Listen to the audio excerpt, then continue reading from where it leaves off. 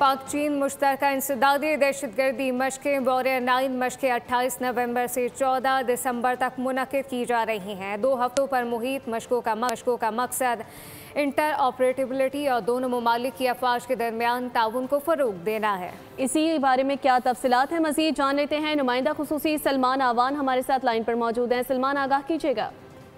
जी बिल्कुल, पाकिस्तान और चीन की इंसदाद दहशतगर्दी डोमेन के अंदर ये मशकें मुनक्किद की जा रही हैं और ये मशकें नेशनल काउंटर टेररिज्म सेंटर पबी में की जा रही हैं। इन मशकों को वॉरियर 9 का टाइटल दिया गया है। ये वॉरियर सीरीज की नवी मशकें हैं जो इस बार पाकिस्तान में मुनक्किद की जा रही हैं। आज मशकों में चीफ गेस्ट डे था और आज के जो चीफ गेस्ट थे वो पाकिस्तान में मुतय्यन चाइना के सफीर जियांग जाइडोंग थे और उसके साथ साथ पाकिस्तान आर्मी के चीफ ऑफ जनरल स्टाफ भी बतौर गेस्ट ऑफ ऑनर आज इस इख्तितामी दिन के मौके पर मौजूद थे।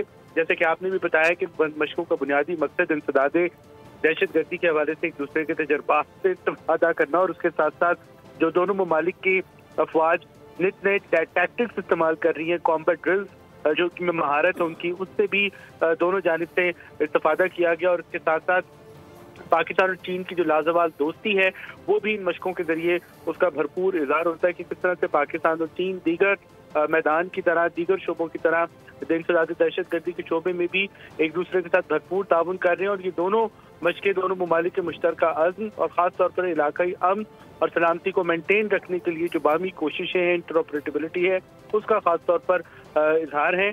और इसके साथ आज मशकों में जो चाइनीज सफीर थे उनको मशकों के अखराज मकासद दायरा कार मशकों का मकसद दहशतगर्दी का खात्मा है। तमाम तर तफसीलात आपने हमें फराहम की सलमान, बहुत शुक्रिया। सब्सक्राइब करें और बेल दबाएं ताकि कोई खबर रह न जाए।